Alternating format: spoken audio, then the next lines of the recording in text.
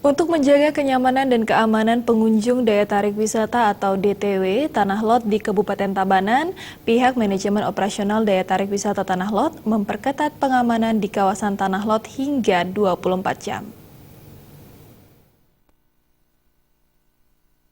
Manajemen daya tarik wisata Tanah Lot Iketut Toyo Adnyana mengungkapkan upaya teror yang belakangan terjadi di berbagai daerah mendorong pihaknya untuk meningkatkan kewaspadaan. Pihak manajemen mengambil langkah-langkah preventif dan meningkatkan pengamanan di setiap sudut kawasan wisata, mulai dari pintu masuk hingga titik-titik rawan.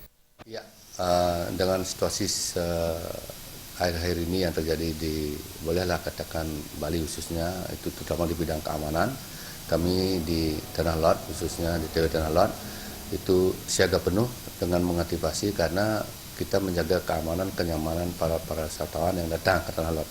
Nah, ini kami lakukan, pertama adalah kita menjaga Tanah Lot ini 24 jam.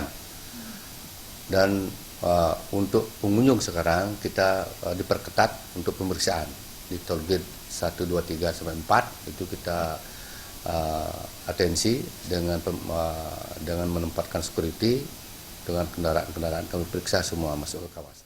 Pengamanan yang dilakukan secara terpadu ini melibatkan pihak keamanan daya tarik wisata Tanah Lot, pihak kepolisian, dinas terkait, dan pecalang desa adat Braban.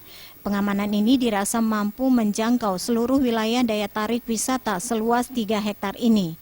Sejumlah CCTV telah dipasang pada sejumlah titik rawan.